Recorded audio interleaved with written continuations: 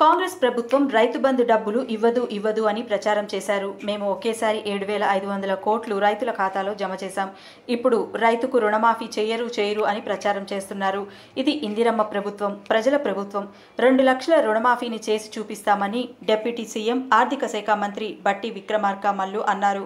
గురువారం కొత్తగూడెం పట్టణంలో తాగునీరు, రహదారులకు సంబంధించిన పలు అభివృద్ధి కార్యక్రమాల్లో పాల్గొన్న ఆయన స్థానికంగా ఏర్పాటు చేసిన సభను ఉద్దేశించి ప్రసంగించారు. ఎన్ని రకాల ఆటంకాలు ఉన్నా 2 లక్షల రైతు రుణమాఫీ అమలు చేసి చూపిస్తామని, ఆగస్టు కాదు అంతకన్నా ముందే చేసి చూపిస్తామని అన్నారు. ఈ కార్యక్రమాన్ని ఎవరు ఆపలేరని ఆయన తెలిపారు. ఇక రైతు భరోసా విషయానికొస్తే ఎవరికి ఇవ్వాలి, ఎలా పంపిణీ చేయాలి అన్నది ప్రజల నుంచి అభిప్రాయం సేకరించి విధి విధానాలు రూపొందించి అసెంబ్లీలో చర్చకు పెట్టి చట్టం చేసి ఖచ్చితంగా రైతు భరోసా ఈ రాష్ట్రం రైతుకు అందజేస్తామన్నారు.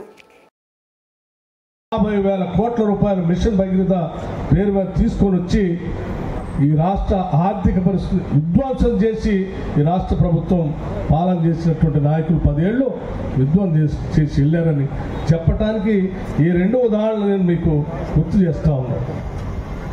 అలాగే మిత్రులారా, దాంతోపాటు ఈరోజు ఇక్కడ మనం చేసుకునే కార్యక్రమాలతో పాటు స్థానిక శాసనసభ్యుల నాయకత్వం అంతా కూడా కొన్ని విషయాలు అడిగారు. ఒకటి, కొత్తగూడెం పాలవంచ కలుపుతూ మున్సిపల్ కార్పొరేషన్ చేయాలని అడిగారు. తప్పనిసరిగా రాష్ట్ర ప్రభుత్వం దీనిపైన పరిశీలన చేస్తుందని, పరిశీలన చేసి తగు ఆలోచనలు ఇది చేయడానికి అవకాశం ఉంటే తప్పనిసరిగా చేసే ప్రక్రియని మంత్రి మండలి దృష్టికి తీసుకొని వెళ్ళి చేస్తామని చెప్పి మీ అందరికీ మనవి చేస్తా ఉన్నాం. అట్లాగే స్థానికంగా ఇంత పెద్ద పట్టణం ఉంటే పట్టణం మధ్యలో వచ్చి వెళ్ళేది ఒకటే రోడ్డు.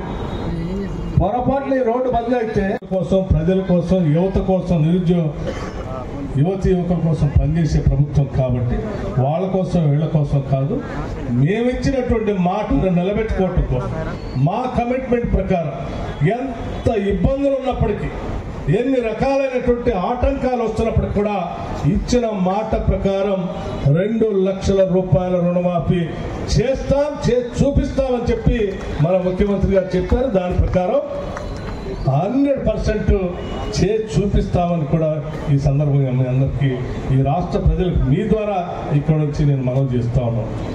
ఒక ఆయన అడుగుతా ఉన్నారు, మీరు ఆగస్టు లోపల చేస్తా అన్నారు, రేవంత్ రెడ్డి గారు చేస్తారా అంటే మేమంతా ఆయన చెప్పాం, ఏమైనా నీకేమన్నా ఆగస్టు ముందు చేస్తే నీకేమన్నా ఇబ్బంది అని, ఆగస్టు కంటే ముందు చేస్తే మీకేమైనా ఇబ్బంది అని కూడా అడిగాం. అంటే ఆగస్టే కాదు, అవసరమైతే దానికంటే ముందు కూడా మేము చేయటానికి ఈ రాష్ట్ర ప్రభుత్వం సిద్ధంగా ఉంది, చేసి చూపిస్తాం కూడా. రుణమాఫీ ఎవరు ఆపలేరు, ఈ రాష్ట్ర ప్రభుత్వం తప్పనిసరిగా ఈ రైతులకు ఇచ్చిన మాట ప్రకారం చేసి చూపిస్తాం. ఇక రెండోది రైతు భరోసా. మంత్రి గారు ఇప్పుడే చెప్పారు ఎవరికి ఇవ్వాలి, ఏం చేయాలి. నేను ఆర్థిక శాఖ మంత్రిగా చెప్తా ఉన్నాను, ఈరోజు మేము ఏ పథకాలు ప్రకటించినా, ఎవరికి డబ్బులు పంపిణీ చేసినా, లేదా మా డబ్బులు కాదు, లేదా ఎవరి డబ్బులు కాదు, ఇవి ప్రజల డబ్బులు. ప్రజలందరూ కట్టినటువంటి పన్నులతో సమకూర్చిన నిధుల్ని మనం ప్రజలకు పంచుతా ఉన్నాం. ఆ పంచే ప్రక్రియ అది న్యాయబద్ధంగా, నిరుపయోగం కాకుండా, నిధులు దుర్వినియోగం కాకుండా, అడ్డగోలుగా పారేయకుండా జవాబుదారితనంగా ఆ పంపిణీ కార్యక్రమం మేము కస్టోడియన్గా మీ అందరి తరఫున వాటిని జాగ్రత్తగా చేయాలనేదే